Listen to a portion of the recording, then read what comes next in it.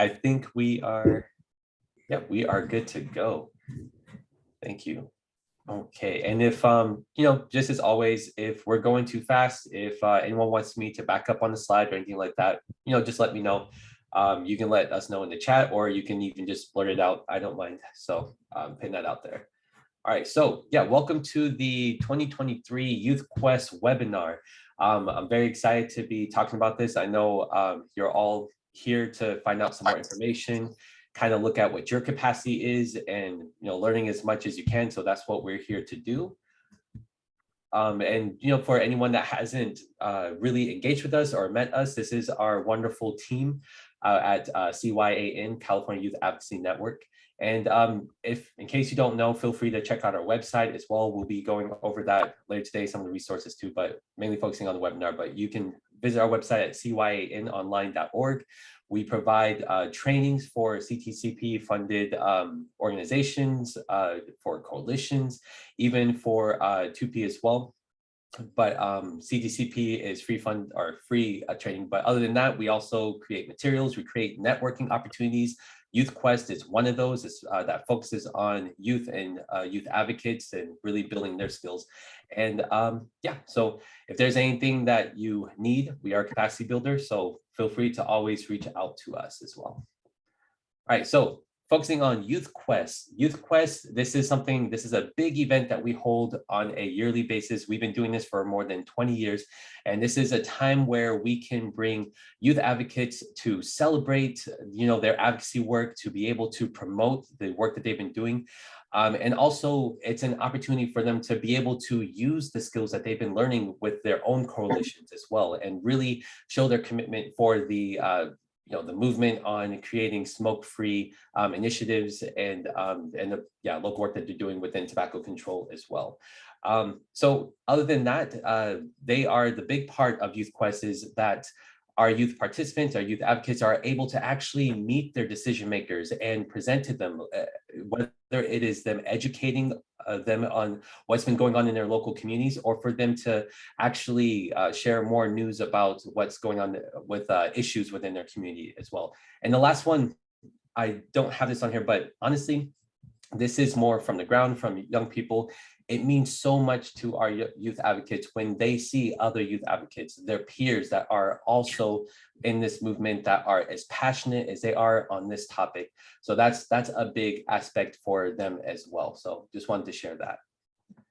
So something that is wonderful and unique about Youth Quest is that this is a youth-led and youth-created from the beginning event. Okay, so we do have the youth board that is working with CYN. Those are our youth partners. They are from the beginning creating the logo. They come up with the key message that we present during this whole event. They even come up with the chants that we use during our march to the Capitol. And they're also in charge of the ways that we engage with the peers or with everyone that is present. So they are setting the whole tone and the message. Everything from scratch is coming from the youth board. So I want to express that this is a perfect example of youth agency and allowing them, creating space for them to be able to express that and utilize that. So just to go over numbers, I do remember in Youth Quest 2022, we did have a hybrid event. This year, we are only doing in person. We noticed that the impact is going to be so much higher when we can bring everyone in person versus sort of spending our energy with the virtual and in person. The impact is just always going to be better with the in-person event. But we did last year have about 24 coalitions that showed up in person and about 225 youth. We are probably expecting those numbers, if not more, compared to last year, now that the safety regulations and COVID protocols have kind of lifted a little bit and we're in a better situation. So just wanted to let you all know that. But this year compared to last year, our Youth Quest is going to be taking place at Sheraton Grand Hotel, still in the same area. For anyone that was there last year, it's literally just across the street. So it's not really a new location. It's just going to be a new building that it will take place in. And for anyone that is traveling to Youth Quest 2023, if you're not within the local area, really there's so many ways that you can get to Sacramento. Whether you are driving, you can, a lot of people, if you're going to be coming from south or north, either be taking Highway 99 or I-5. We have the Amtrak station, which goes really close, a walking distance to the location of the event as well.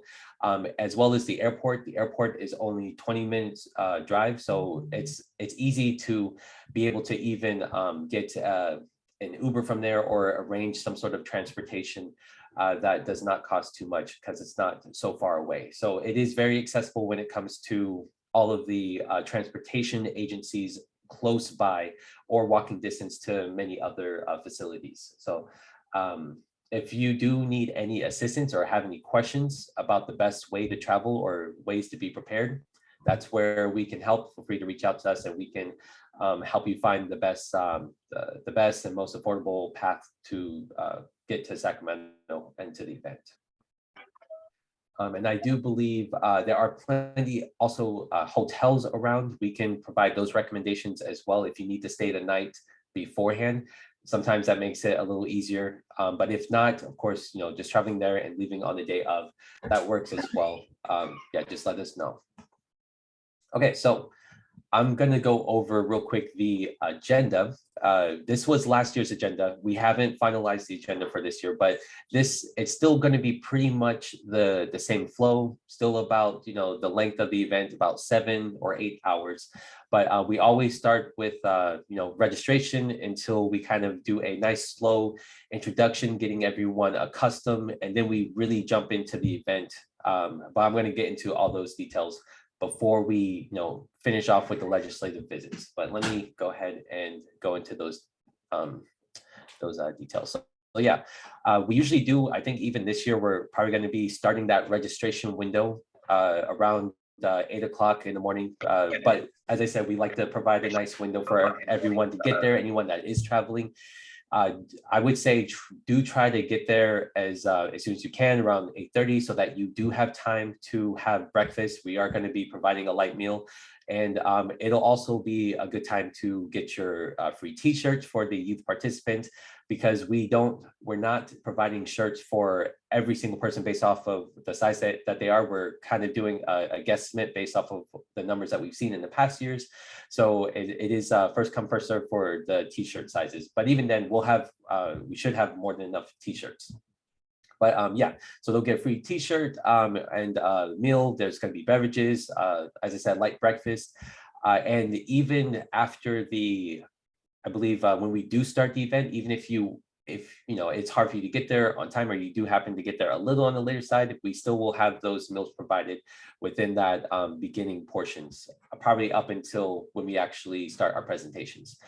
All right. So then usually we like to, or well, each time the youth board is going to do a presentation, and this is what they're really honing in with their key message, and the message, the tone, the vibe of the whole youth quest, and basically all the key points that we're going to be presenting to the decision makers.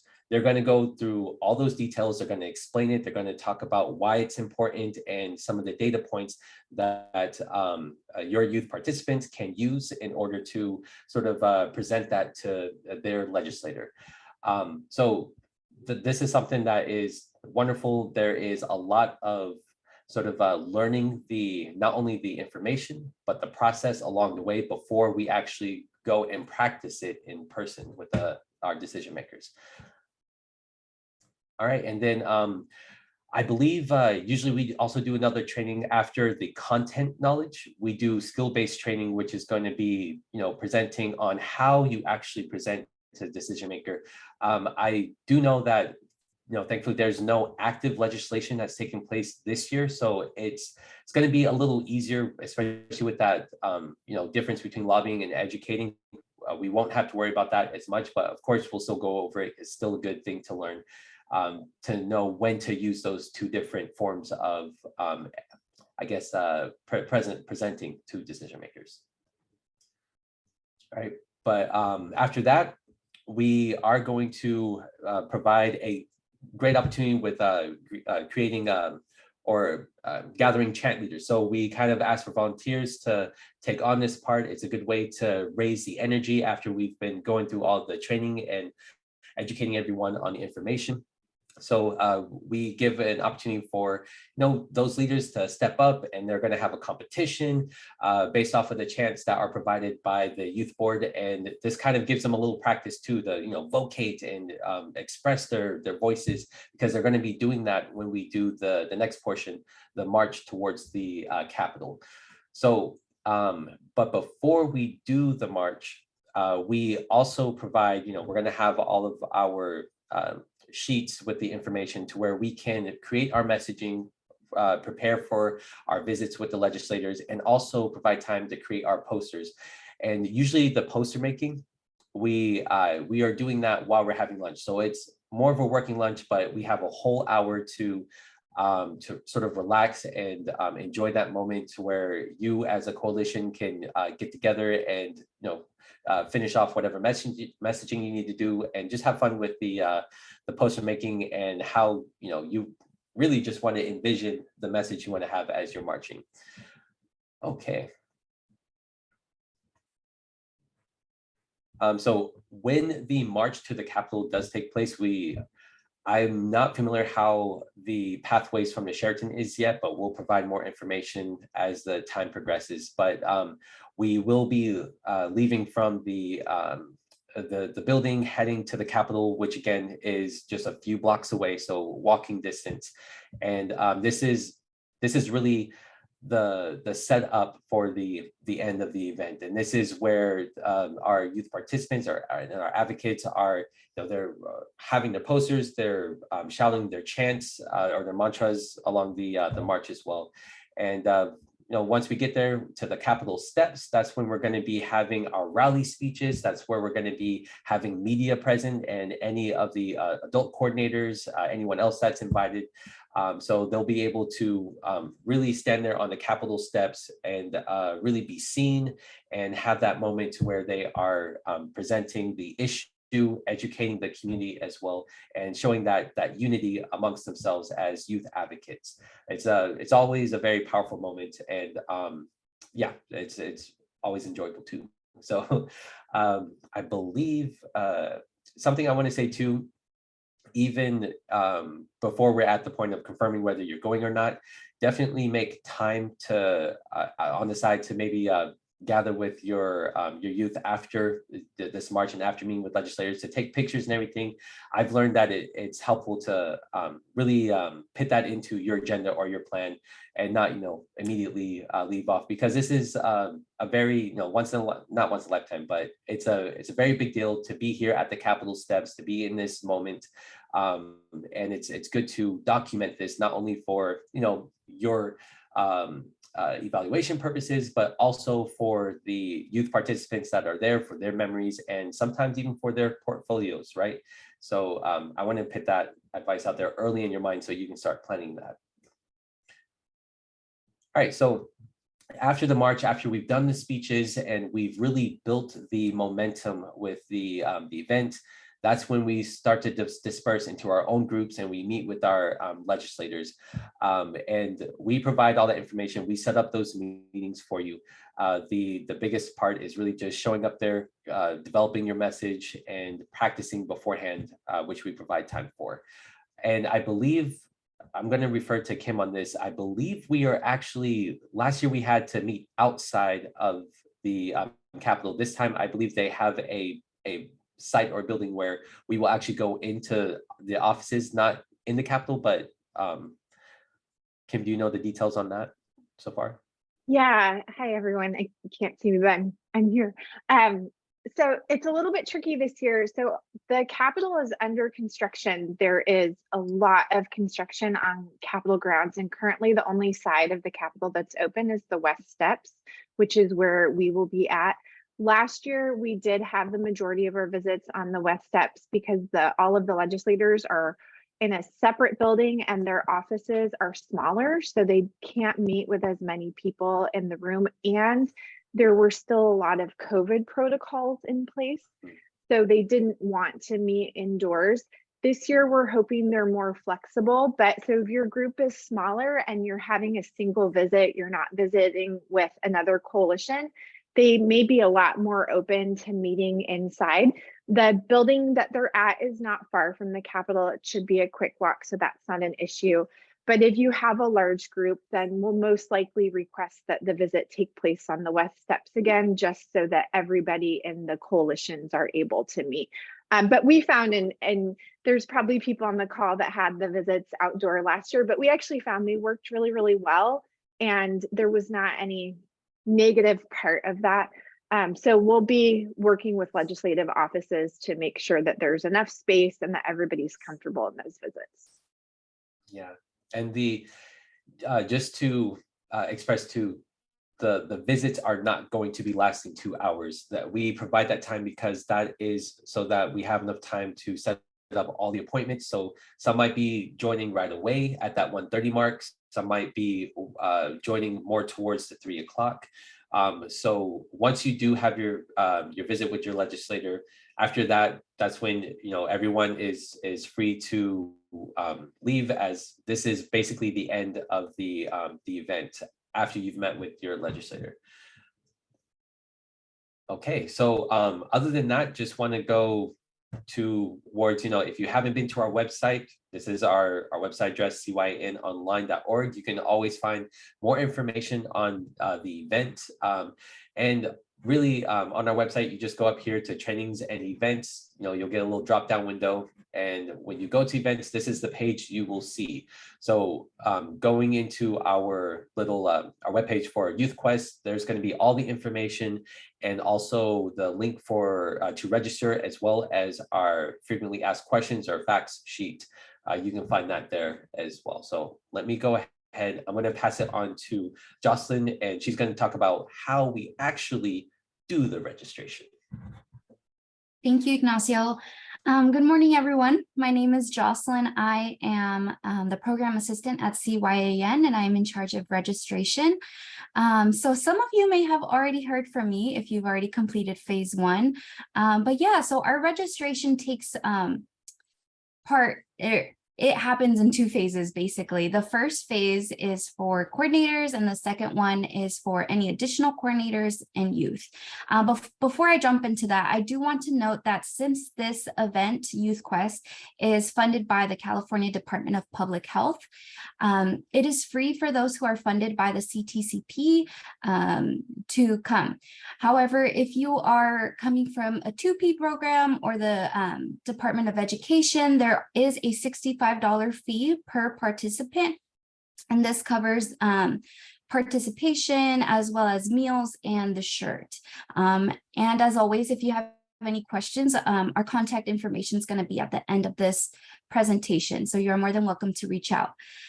So yeah, okay, let's get started. So for phase 1, what you're going to want to do for phase 1 is go on our website. So as Ignacio was saying, our website is cyanonline.org.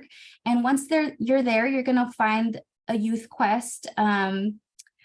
It's on our homepage. If you don't find it there, you can go on to trainings and webinars, and you will find it there. And you'll click more information. And once you go through the prompts, you're going to see a big blue button that says register here. And once you click that, it's going to send you over to a SurveyMonkey form.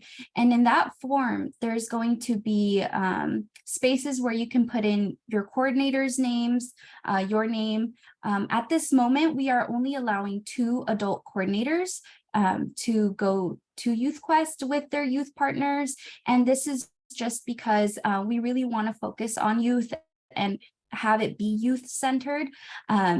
But if there is any availability towards the end, we will reach out if you let us know that you want more coordinators to come. But yeah, so we're going to keep it at 2 for now. So there's going to be space for you to put your name and any additional coordinator in that form. And you're going to put your contact information, the coalition name, anticipated number of youth, and then the legislative offices you are interested in visiting. I do encourage you to put 2 just in case one of them doesn't work out. Sometimes that office is a little too busy, or there's conflicts with the schedule. So I would advise for 2 options. So once you're done with that phase 1, I'm going to see that on my back end, and then I'm going to reach out to whoever the primary contact is, or whoever the coordinators are. And I'm going to send you a very important email with a lot of information on it. And there's going to be 2 very important links on there. The first link will redirect you to a Google Sheet. And in that Google Sheet, that's where you're going to register your youth. So at this moment, phase 1 was only to register your coalition, but phase 2 requires you to go in there, put the full names of your youth partners, their ages, and any dietary needs you may all have. And this is a unique link, so no other coalition can see this except you, since you are receiving this unique link. So that's going to be part A of phase 2. So once you've gone into the Google Sheet and put in your information, your youth's information, if you had a second coordinator that you couldn't register at the phase 1, you can put in their name in phase 2, and we will count them as being registered. So that's how you would go about registering that second coordinator if you haven't already. Okay, so once you fill in that Google Sheet, there will be a second link in that email. And that second link is going to redirect you to a Google Drive. And in that Google Drive, there will be liability forms and media release forms. And these 2 forms are fillable PDFs. So you're welcome to edit them on your computer, whatever you prefer. So the liability form is required from anyone and everyone attending Youth Quest. So we are requiring this of the coordinators as well. Media release forms are only required from youth. So you're going to want to be getting back both the liability and media release forms back from your youth, and send them to me via email. For yourself or any coordinator, I'm just going to need a liability form. And of course, we have parent letters and school letters in that Google Drive as well, if youth partners request them, or if they want to show them to their school or their parents. And this information is also available in Spanish, and it is found in that Google Drive. But yes, so to just recap all of this information, I know it's a lot. The most important step right now is to fill out that SurveyMonkey link, or that SurveyMonkey form, and which you can find on our website. And then Ignacio, if you can click to the next slide, please. And then, so the last day to fill out this form is February 3rd. And once you fill it out, like I said, I will send out an email to you, and it will have those 2 important links with a bunch of deadlines on it. So you don't have to worry about missing any information, because it's all going to be there on that email. And of course, if you have any questions, you can reach out to me, and I will get back to you. Okay, and then next, please. All right, so now diving into safety protocols. So as some of you may recall from last year, we had to have coordinators verify vaccination proofs from their youth partners, and then note that in the Google Sheet. But for this year, we are, of course, following the California Department of Public Health guidelines. And as of right now, there is no vaccination requirements to attend large events in California. So we are not requiring being vaccinated as something you need to do to visit Youth Quest.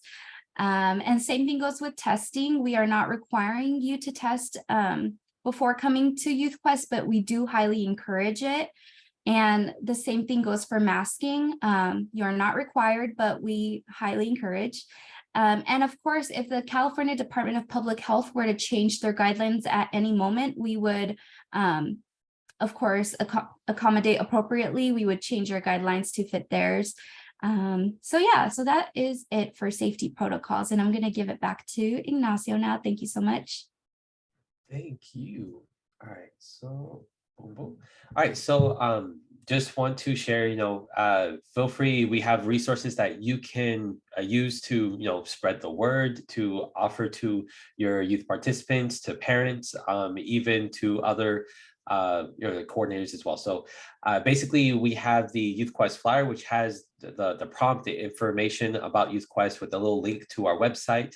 And then we also have as I said earlier, the FAQ or the fact sheet, which if you have any questions beyond what we're talking about here, you can find a lot of the answers already in the FAQ.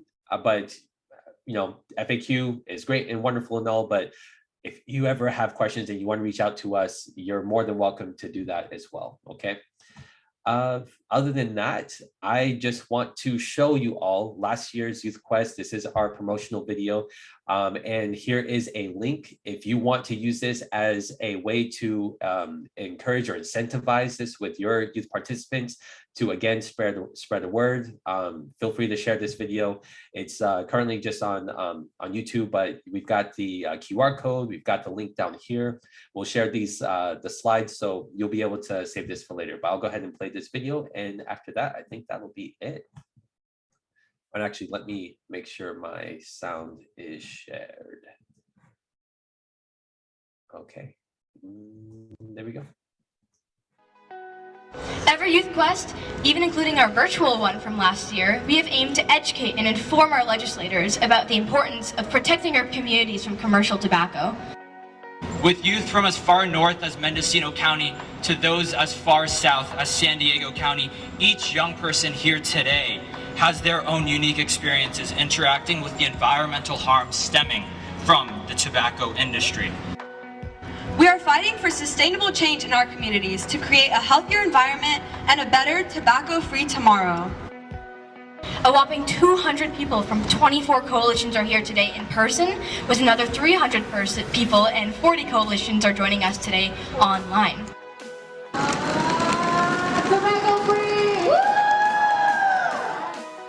Today, our rally and our march to the Capitol signifies our strength and our motivation to end this problem, and to educate others to spread awareness about the serious issues that big tobacco has subjected our communities to. Youth Quest uplifts us to work together to create a successful march to the Capitol. Tobacco product waste needs to be erased. Tobacco product waste needs to be erased. And tobacco litter. Save our critters. And tobacco litter. Save our critters. We are strong. We are strong. Big tobacco has got it wrong. We are strong. We are strong. Big tobacco has got it wrong. Youth Quest 2022 specifically focuses on big tobacco's serious crimes against Mother Nature, our environment. The growth, production, and manufacturing of commercial tobacco is severely destructive to our earth. Tobacco preys, wildfires blaze, and the earth pays. With the tobacco industry's manipulation of young minds, it is more important than ever to be proud of your work. Look around at all of these other advocates. We are all fighting for the same cause. Embrace your true passions and rise up to protect your communities regardless of the judgment you might face. With the tobacco industry and their constant attacks on the environment and on our youth, the need for action is now. The need for education, for policy change, and for individuals like the ones present here today who are willing to join the fight against the tobacco industry, that is imperative and that is paramount to this issue. Whether the work is on the school level, the city level, the county level, or the statewide level, I encourage youth across our state to join our efforts in educating and advocating for tobacco control to counteract the environmental harms done by the tobacco industry. Youth are the leaders of today and tomorrow, so it is imperative that we work collectively to protect our environment and to protect our future generations from commercial tobacco and from big tobacco.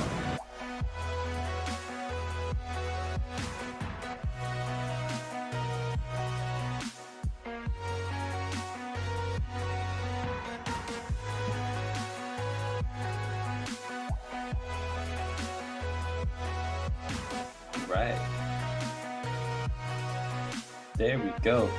Couldn't end it before having that shout out to the youth board at the end. All right. All right. And so, yeah, that's the video. You're welcome to share that. And other than that, if anyone has any questions, feel free to reach out to me or Jocelyn. And you can also, as I said, visit our website for any of our resources. But other than that, the floor is open. If anyone has any other questions, please let us know. And Ignacio, I just want to kind of hop in for a second and go over, and if you want to stop sharing your screen and then they can all see you and each other. Some of the questions that came up in the chat, they were great questions, and I want to just provide a little bit more clarification. So on the number of people who can attend from each of the groups. So we're very intentional when you register. Please note that registration is by coalition, not by your agency. We recognize that a lot of funded projects actually have a number of youth coalitions that they operate. So if you have more than one coalition, please register each of your coalitions separately. You can have up to 10 youth who come from a coalition and 2 adult partners. If you would like more than 10, please put that number that you would like to actually attend, and that's inclusive of adult partners as well. Because what we're going to do is we're looking at the number that every coalition is putting down. And some coalitions may want to bring 4 young people, and then that allows us to see extra spots that other people will have.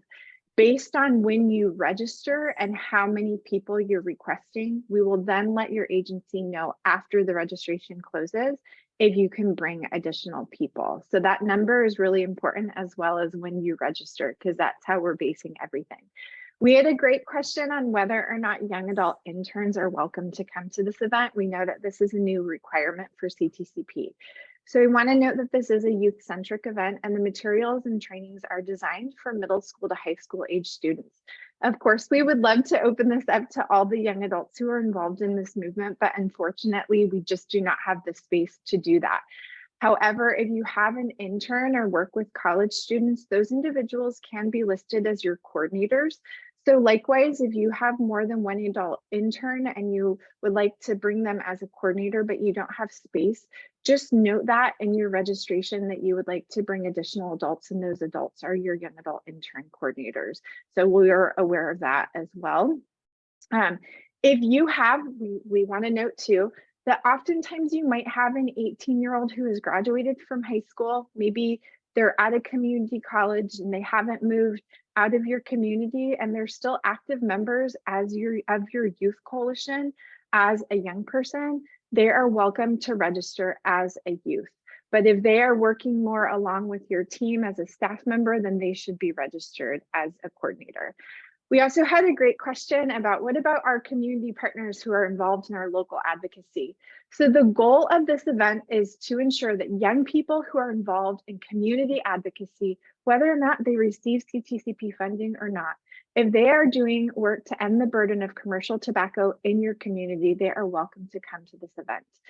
We want to note that the funding source is tricky because we are funded by CTCP. This event is open to CTCP funded organizations. But if young people are doing community-based interventions, we would love to have them here. Our only restriction, again, is for those to be funded programs, and I apologize for that. This has been a challenge for us for a long time. But our hope is that if you are with a school and your youth partners from a 2P program are doing community-based work, we would love to have you, but we do need to charge a fee per person for your attendance. Again, I wish this were not the case, but unfortunately it is. And then the last question that we have that may be of value to you all is, can we change the names of the people coming to the event if something changes before the event? Of course. So that registration form that Jocelyn has shared, we're actually not going to be noting up until the Sunday before, when we print everything off, who from your coalition is coming. We actually care more about numbers than we do people. However, the reason that we're asking you to list the people, one is if you tell us the names of the humans coming with you, that makes sure that they're actually going to come. It's more likely that they're coming than if you just say, we have 10 people coming. We also need those signed liability forms from everybody. So it's our internal tracking system to make sure that we have those forms. And then we also want to be really sensitive to dietary needs to make sure that we have plenty of the correct food and that we're sensitive to any of the food allergies that exist, which is why those names are important to us. But if something changes, we understand life happens. If one of your young people can't come and somebody else comes in their place, or if a coordinator changes and they can't come, just let us know and then change that information in the Google tracking form that Jocelyn sends you. And then just make sure that you get the liability forms for any adult partners and the liability forms and the media release forms to us prior to the event.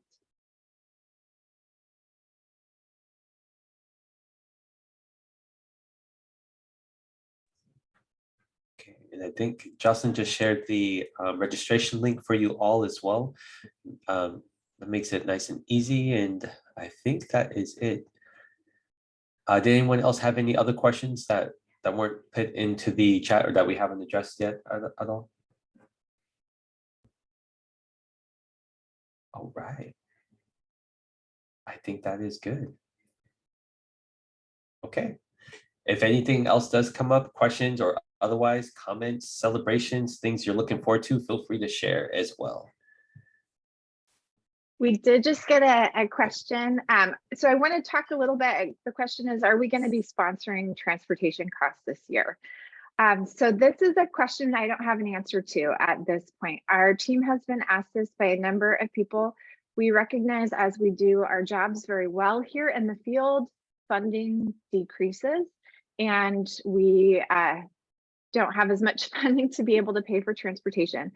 So I don't have an answer. Historically, we have not paid for transportation for Youth Quest. We have paid for transportation for our statewide youth conference. However, we are looking at our budget to see if we are able to support with transportation. Our goal is to get young people to Sacramento for this event and this experience. So if we can help, we are going to try to see what we can do. So please note that in your registration. If you can't come here because of transportation, just let us know that and we'll work with you individually to see what we can do.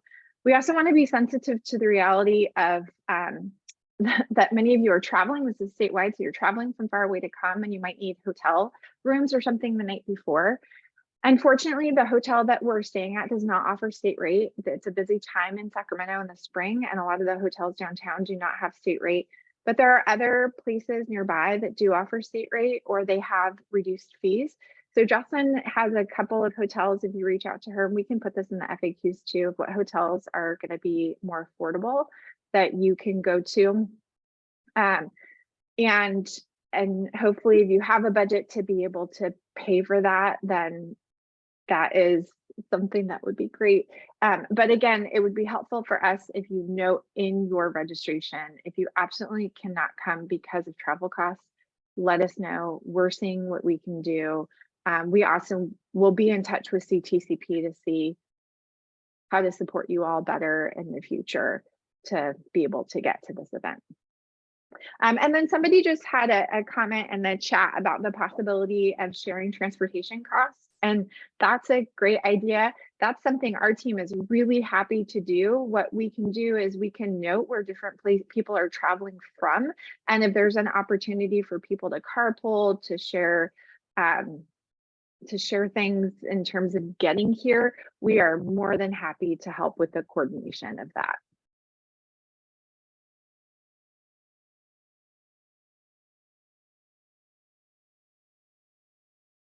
Are there any other questions, comments, thoughts about this event? I did also get a question about the theme this year. Ignacio is working diligently with our youth board on the theme. We were supposed to meet with them this last weekend. I don't know if you're not in Sacramento, you might not be aware that our city of trees is full of downed trees and power lines and flooding. So unfortunately, we had to reschedule our youth board retreat until later this month. So we will be finalizing the theme later this month and we'll share that with you all as soon as we have it.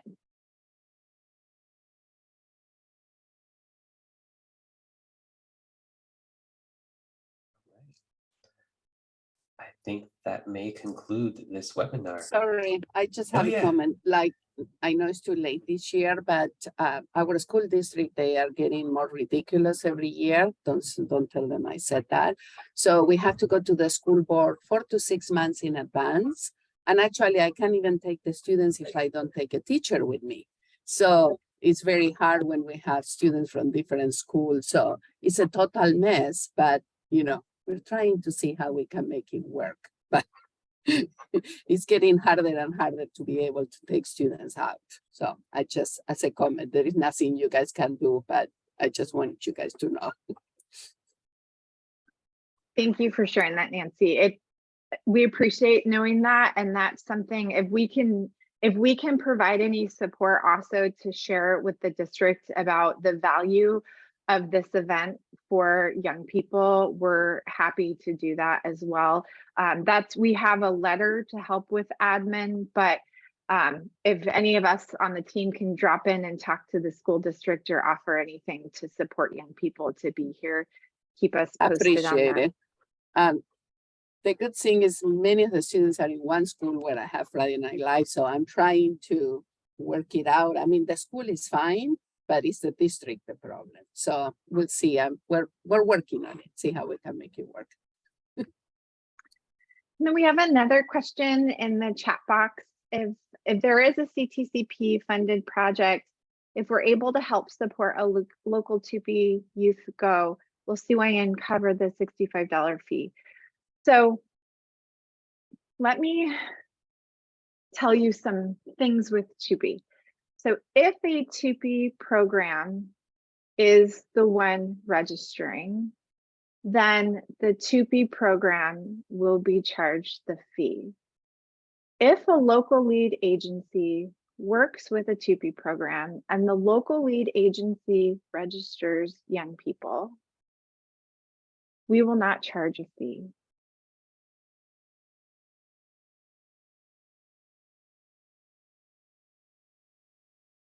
If you have any questions about this, feel free to reach out.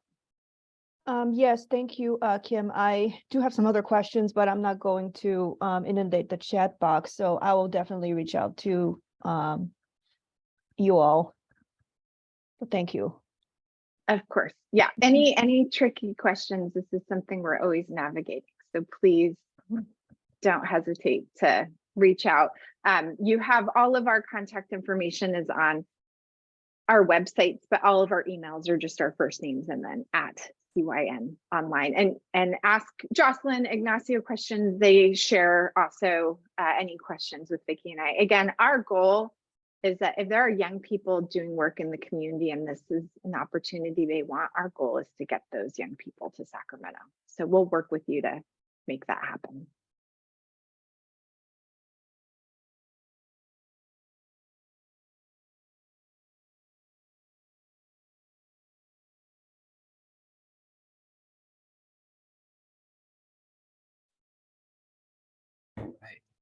You got it.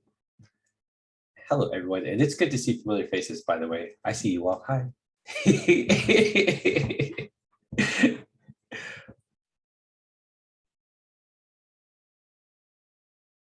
Yeah, thank you, Ricky. All right, so I think we are going to be staying on for if anyone has any other questions, any other comments, we're gonna stick around for a little bit. But other than that, if you feel like you have all the information you need, you're welcome to go. And then we will be sharing the recording with the webinar once it processes and everything, and we'll be sure to get that out as well as the slides.